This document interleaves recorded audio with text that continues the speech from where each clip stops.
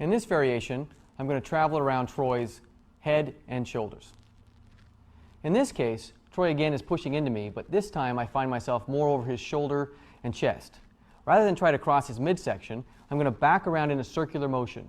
My contact point is going to be either his hands on me or my hands on him, and I'm going to move in a circular motion, ending up again on cross sides on the far side.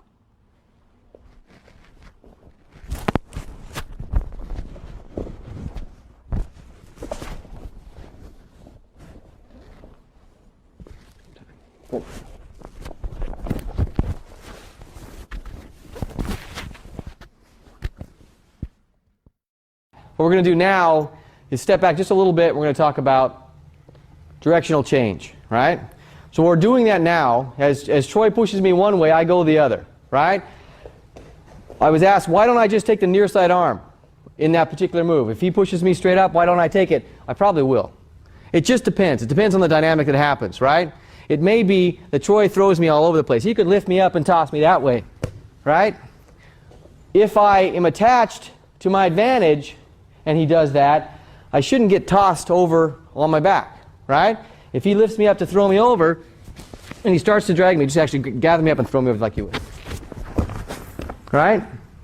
So all I did was, as he threw me that direction, I stepped around his head like we've been doing, and I gathered posture, I gathered base, put my feet down, right? One of the things I didn't tell you before when we were stepping around the head, I want to have contact with the ground. The contact with the ground allows me to stay based. If I don't have that contact, then in all seriousness, Troy's just going to pick me up and do whatever he wants with me. This time he's going to grab me and throw me to one side. And all I want to do is allow that to happen, but step past it, right? Gather the side, you can dig in, look for a landing zone, whatever you want, but that circular motion, the change of direction, and the contact with the ground. It might be, as he lifts me, the best thing I can do for this situation is to push away from him so my feet touch the ground. So rather than allow him to lift me straight up, I'm going to push so I have my feet on the ground. So I'm bracing to get that contact. All right? That was a lot of stuff, but it was really just the same basic idea.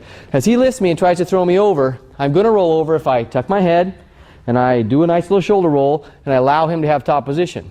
I don't want to do that. I want to step outside him a little bit and gain the cross-side advantage. All right? Let's try that. Now, if you don't have a giant partner, which I am fortunate to have, improvise. If you're on the bottom, really give him a toss, and you try to help him a little bit if you're on top. Okay? And you armbar the arm on the other side, or are you just trying to maintain base? Well, that's a great question. It just depends on what happens.